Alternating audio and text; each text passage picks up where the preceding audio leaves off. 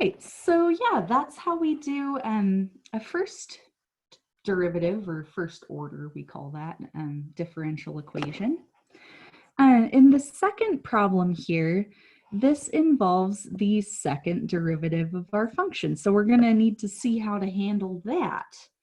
So we are given a couple extra conditions here, but the first thing that we're starting with is the fact that f double prime of x equals 1. Okay, and we want to go back and find ultimately the original f of x function. So if we start by doing an antiderivative here,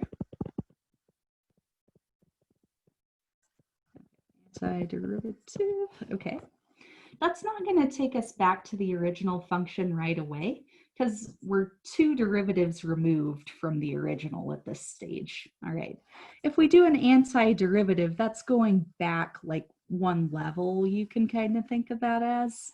So we're going back from the second derivative using our antiderivative to f prime of x. Okay, so what would f prime of x be there? X plus c, yeah, good, Yasmin.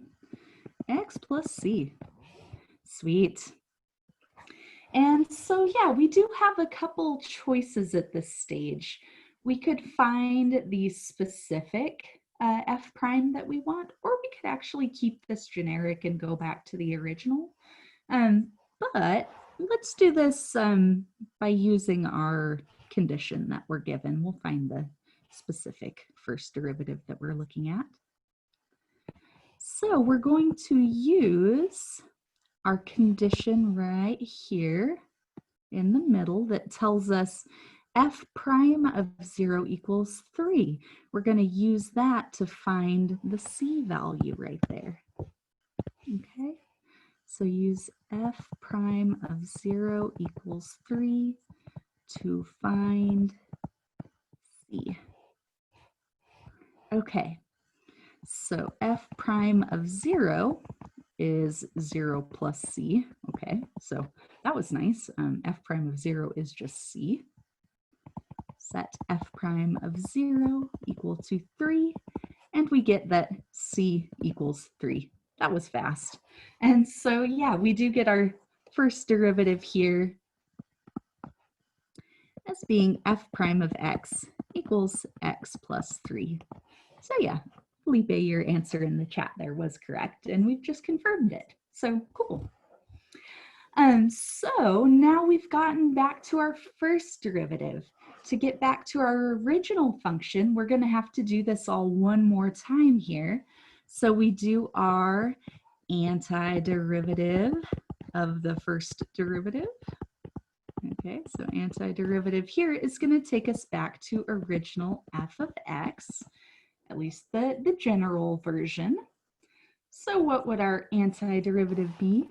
There it is with our steep. Okay, 1/2 x squared plus 3x plus c. Very good. You guys are getting quick at these. Nice.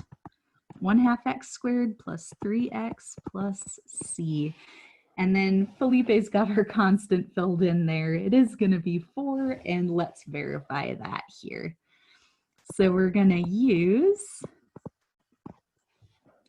our other given condition, the one that we haven't already used up at this stage, f of 0 equals 4. Okay, so use f of 0 equals 4 to find c here. Okay, f of 0 equals, well, 1/2 0 squared plus 3 times 0 plus c. So isn't that convenient? F of 0 just equals c.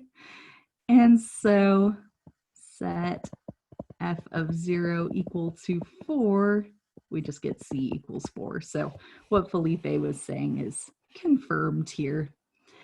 So here's our original function, the particular solution here.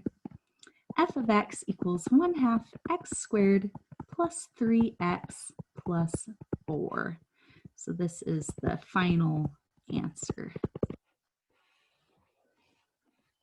Okay, and then I see we got a question in the chat here.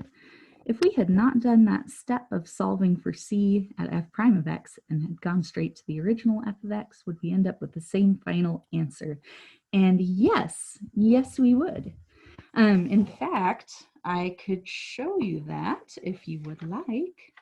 Let me give us a little extra space and yeah, we can do that alternate way there. Because sometimes people like trying this in different ways. Let me move some of the pages around here a little bit just to give us a gap. Okay, cool. All right. So yeah, doing this the other way and going from our first derivative back to the original function. Okay. So another approach here.